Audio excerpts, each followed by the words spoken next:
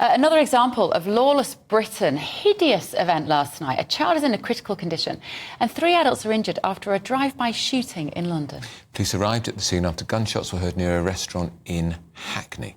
An investigation has been launched, but no arrests have yet been made. So we're joined now by former Met Police Detective Chief Inspector Mike Neville. Mike, when we hear these reports, you think, did they really say that was in Britain? It's the sort of thing you expect in America.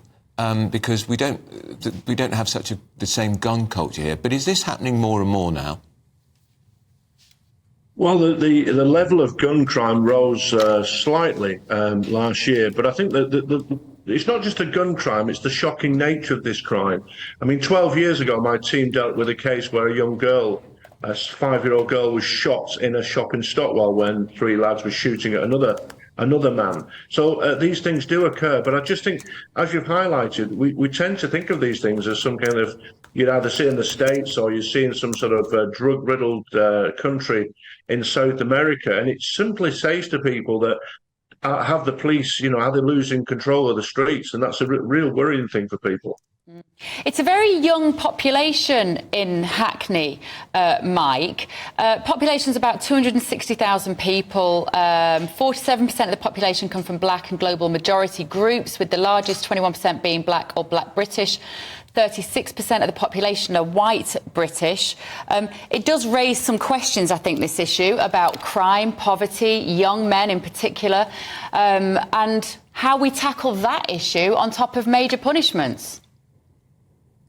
Well, absolutely. I mean, the big thing, the only way really the police can target these things on the streets is by stop and search. And of course, stop and search is very unpopular in places like Hackney.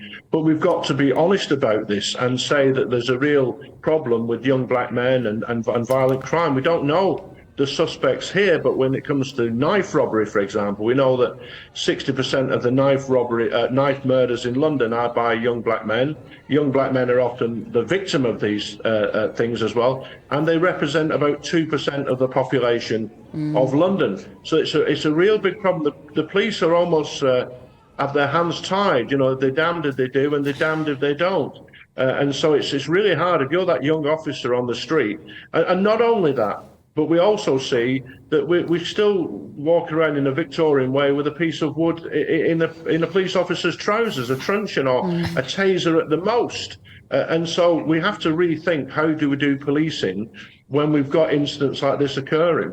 And we shouldn't forget the Police and Crime Commissioner for London, Mike, is Sadiq Khan, and he is the one who wants less stop and search. Absolutely. And what you have, though, Andrew, is you have both main parties who have to share some blame here. It was Theresa May, who's a Conservative, who did her best to reduce stop and search. And then you've got a Labour, Sadiq Khan, also trying to reduce stop and search. Right. So you've got two. The Tories have been in power a long time. The clock's beating us, Mike. Good to see you again, as always.